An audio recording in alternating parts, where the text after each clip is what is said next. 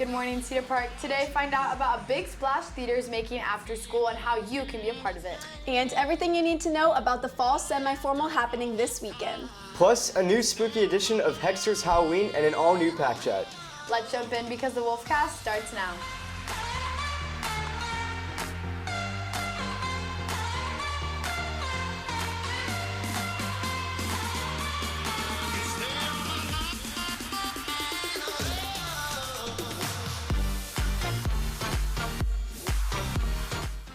Good morning, Cedar Park. I'm Abby Martinez, joined by Jack Polishik and Katie Whitmarsh. Mr. Babbage is going to be doused in fake blood today, and you might get to be the one to pull the rope and make it happen. In order to promote their upcoming production of Carrie the Musical and fundraise for their trip to Scotland this summer, our very own theater department is hosting this thrilling public run of Carrie's iconic pig blood scene for anyone to view and possibly participate in. I'm really excited. I've already been okay, what am I gonna wear? How am I gonna change out of my clothes? And of course, I've been watching the scene from Carrie, so I'm super excited. I think this is cool. I think it's cool too because one, it's Halloween, and it's a good way to bring attention to the musical. This event is free to attend and will be in the cafeteria today, starting at 4:30. After a year of little to no events at CPHS, the fall dance is back. The fall semi-formal is in a few days and Student Council has been preparing for it. The dance is fall themed, so expect to have plenty of fall decor including pumpkins, a photo booth, lights around the courtyard, and jack-o'-lanterns. It will take place in the courtyard and will have a DJ plus fall themed activities. Head of Events Committee Slava Andrianov is especially looking forward to the formal. Most is the fact that we're finally back to doing this and that we will finally be able to have the dance, the DJ, and the general atmosphere that we've been missing for 2 years since the pandemic, and just everything that we set up for the dances, from the photos to the activities to the overall atmosphere. So I think people have a lot to be excited about. The formal is this Saturday starting at 8 p.m. and goes till 11. Up next, reporter Reese Elizondo has the top 3 things you need to know today.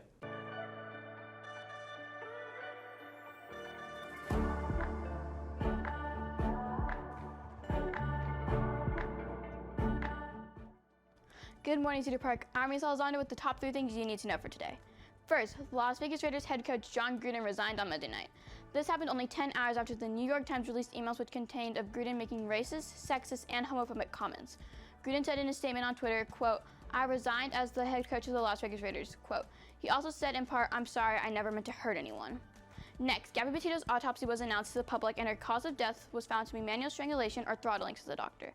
They came to that conclusion by the type of injuries on the body, which could have been one of 2 things. One is cutting off the blood flow to the brain, and the other is when a windpipe collapses and the person can't breathe. Petito's fiance, Brian Laundrie, is still a person of interest in the case, but is yet to be found since disappearing September 13th. Finally, William Shatner became the oldest person to travel into space on Jeff Bezos' Blue Origin plane. The 90-year-old, known for being in Star Trek, went up as one of the 4 passengers on the ship. While the original takeoff time was delayed due to the winds, they were able to go up and enjoy a few minutes in space. Shatner told Bezos when they landed, quote, "In a word, it's incredible. Everybody in the world needs to do this. Everybody in the world needs to see," quote. That's all I have for you today. With CPHS News, I'm Reese Elizondo. Thanks, Reese. Up ahead, we throw it over to Ethan Hexter for a new edition of Hexter's Halloween Horrors. But first, these announcements.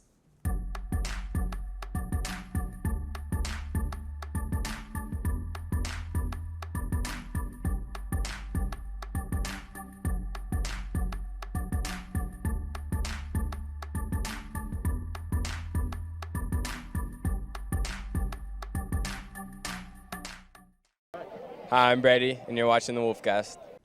Are you a fan of horror movies? If so, then Ethan Hexter will be discussing some of the most iconic horror flicks of all time.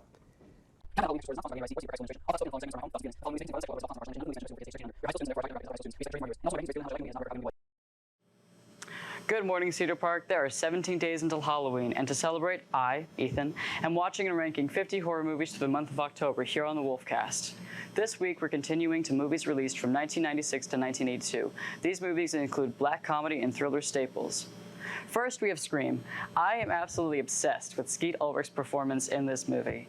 It's getting an A. The original Candyman. It's something. B tier. Silence of the Lambs. This is one of my all-time favorite movies ever. If you have not watched it, you need to. It is S tier. It.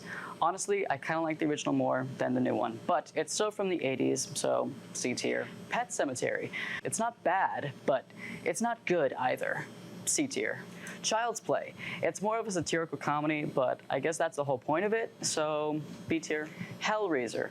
When I first watched it, I hated it, but after a few weeks, I love it. A tier. Day of the Dead. It feels less like a movie and more like a History Channel pseudoscience documentary. B tier. Children of the Corn.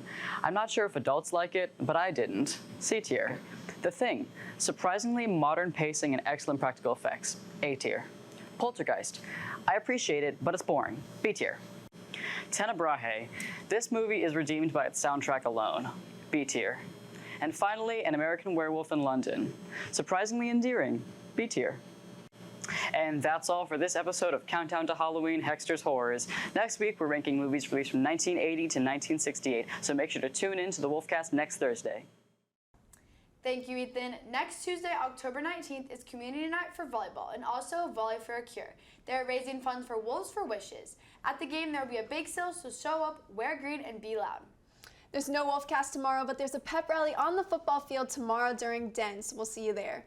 Thank you all for taking time to join us this morning. Stay tuned for a new edition of the Pack Chat. With CPHS News, I'm Katie Whitmarsh. I'm Jack Polishuk. And I'm Abby Martinez. Remember to make it a great day or not, the choice is yours. Stay tuned because the Pack Chat is next.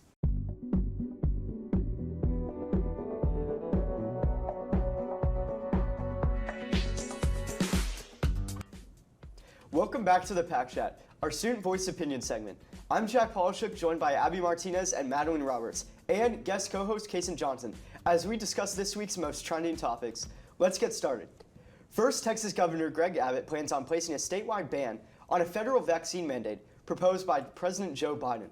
The order acknowledges that vaccines are strongly encouraged for those eligible to receive one, but must always be voluntary for Texas. So, with conservatives being known to be pro-business and pro-government, do you think this is an example of that?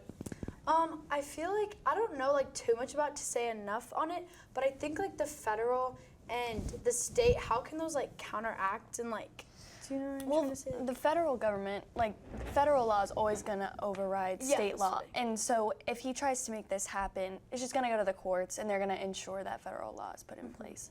Yeah, people have certain decisions whether they want to get a vaccine or not. I feel like you shouldn't force that on somebody. They want to do what they want to do, but it's also, you got to keep in mind, it's important for people to take one for the team, if you know what I mean, because COVID is spreading like wildfire, and some people need to take responsibility and get vaccinated. Yeah, I saw a lot of people comparing this online, a vaccine mandate. I saw people saying, "Oh, why don't you just mandate 8 hours of sleep, or why do you mandate not smoking?" But the difference between that, I feel is people don't realize that that doesn't affect people in the same way getting a vaccine does. You're kind of saving people's lives in a way, and I feel I'm a little on the fence with a mandate, but I do feel if it was to happen, I think in the long run it would be beneficial, and especially because Texas is not in a great state right now for COVID, and Greg Abbott keeps pushing out these, the ban on the mask mandate, and that hurt Texas really badly. And then he's also pushing this out. I just don't understand where he's coming from. I just don't understand why he's doing this, and it's not even going to. Eventually people, our school started bringing the mask mandate back. It's not going to stop anything. It's just going to delay things and make it a bigger problem for the federal court. I just don't really get it. I don't really understand because it's they can mandate so many other vaccines for to go to school or even go to college. You have to have the measles, and it's the FDA. I know they've already. I don't know about the Moderna, but meningitis. But they already approved not for emergency use, but for normal use. For I know at least the Pfizer vaccine. So I think it's definitely on its way to being mandated, and in the future you're gonna have to have it. But yeah. Agree. Next, Dave Chappelle is coming under fire for his recent Netflix stand-up, The Closer. Critics are upset at some remarks and jokes that many called out for being offensive to the LGBTQ community, starting with J.K. Rowling, as well as Netflix's unwillingness to pull the program. citing, "We have a strong belief that content on screen doesn't directly translate to real world harm." So, should Netflix pull the special, or do comics get a pass on certain taboos?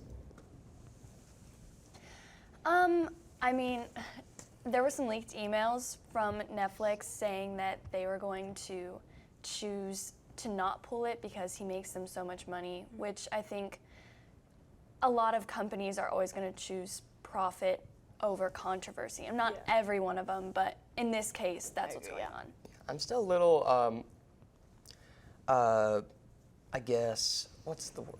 On the fence with the whole situation, because I've never kind of been involved with LGBTQ, I don't know how to say it without tripping over my words. But that's okay. I just never felt like it was my problem. I felt like people should be themselves and not have to, worry about what other people say about them. Yeah, I mean, I come from a different perspective just because Dave Chappelle is like personally one of my favorite comedians. I think he's really funny and I think he's like really smart. He like blends social commentary and humor so well.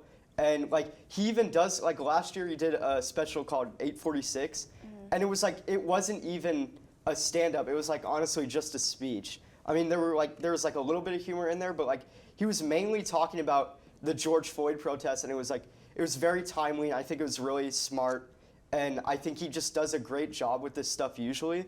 But this is kind of disappointing. I expected better from him, and I think some of the stuff he said just isn't a great look.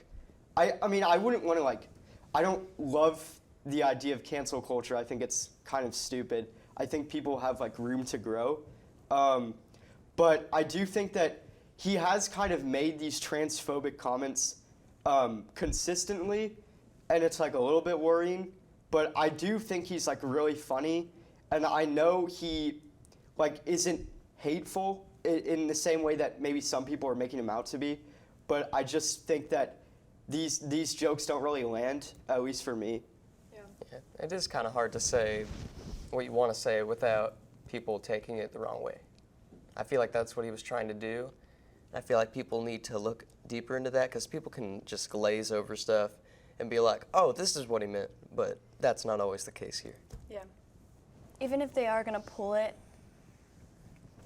any publicity is good publicity. So it's just going to make more people watch it now because they want to see what the controversy is about. Yeah, definitely. Finally, the South Korean show Squid Games has quickly become one of the most popular Netflix originals.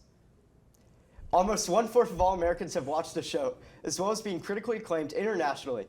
The show focuses on a contest where 456 players, drawn from different walks of life, but each deeply in debt, play a set of children's games with deadly penalties for losing, for the chance to win 45.6 billion won.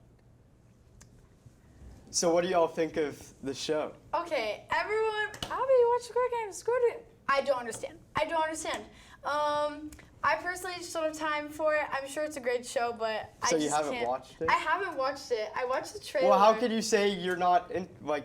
I haven't found the time yet, but I guess I'll watch it. I just don't really understand the concept, I guess. Like at first I thought it was I was like, oh, it's like reality TV. Then I was like, no, it's not. So just go into the show. Like you don't need to know what you just watch it. Yeah. Just I guess. Go into it. I've been meaning to watch it for a long time, and what I've seen, I can see why a lot of people like it. It's a very deeply in-depth story with all these characters with different backgrounds, which are very, very easily shared and very easily relatable. I mean, I don't know how many people are that in debt to want to play a game that would risk their lives that much, but. I mean, I wouldn't really say the characters are that relatable. I think what I like about the show is that every character isn't necessarily, every character has flaws. And it's cool to see that a story where the main character is kind of a bad person at the beginning, and he still kind of has those troubles at the end, but everybody has these problems, but it's not you still like them. You still think they're good characters. It's just cool to see oh, they're not perfect people. Everybody in the show has some kind of issue. Yeah. The big argument is whether or not people should watch it with subtitles or should watch it dubbed. I only watched the first episode so far, and I like subtitles better. Like when I watch foreign shows, I always do the subtitles instead of, yeah. Yeah, I agree. I can never, like, personally, I just can't stand, like, the voice acting that dub Yeah. usually has. It's very distracting. Yeah, it's really distracting. And and they usually change the script too. Yeah, I have a question. Jack, why do you like the show so much? Like, what makes it pop? What makes it, like, appeal to you? I really like the characters. I really like, I like the variety. Like, they have all these, like, games. And they're, like, really entertaining to watch, but they're also, like, kind of gruesome. That's what, it takes a lot of risks. And the story goes in really interesting places. Very suspenseful. Yeah. It makes you think like what you would do in this situation. Uh-huh. Yeah. Yeah. All right, that's all we have for today. Remember, T-Wolf Pack, there's always time to chat.